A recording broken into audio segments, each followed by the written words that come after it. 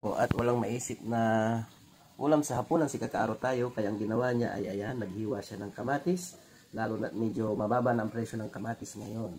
So naghiwa siya ng ilang piraso ng kamatis, siling green, bawang, luya at sibuyas at daon ng sibuyas. So igigisa niya yan, and mayroon siyang pritong tilapia na 4 na piraso, at yan na ang magiging hapunan ni Kakaaro tayo. Ganyan lang yan. Hindi na natin lalagyan ng itlog. Kumbaga, ginisang kamatis na may pritong isda lang tayo mga Kakaaro.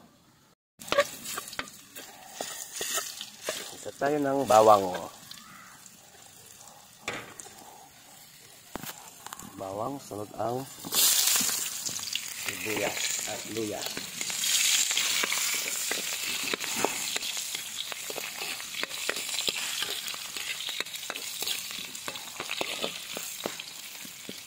Sibuyas, tapos ng bawang, saka ang kamatis.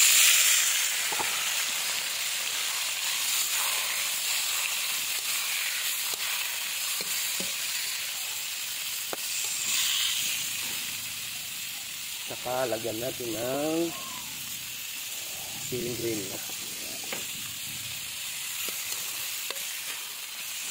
Hindi na natin itatakpan. Mamaya, saka natin titimplahan. Babalikan natin yung Kakaaro. Lalagyan natin ng isang basong tubig. Pero yan, lalagyan na natin yung Kakaaro ng mga pampalasa ng asin, ground black pepper, at ng mga seasoning granules. Lalagyan natin ng tubig ng isang basong maliit. Mamaya ulit. Buksan ulit natin Kakaaro. And then, ilalagay na natin yung itong tilapia. Ayan. Ayan na po ang ating pangmalakasang hapunan mga Kakaaro.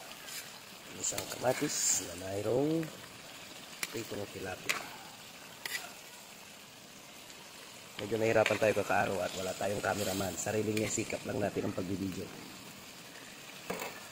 And last is yung dahon ng sibuyas. And then, takpan ulit. Nango na natin Kakaaro. Ayan na, yung ating ulam sa hapunan. So, di ba? Simple lang pero masustansya. Kamatis, sagana sa lycopene. Isda, sagana sa protina. At ayan, may siling green, dahon ng sibuyas. Simple lang pero talagang mapapawaw ka at mabubusog ka. So again, thank you for watching mga Kakaaro. I-follow nyo na, i-like and i-share ang video ito ng nag-iisa and original Kakaaro tayo. Thank you for watching. Chibugan na!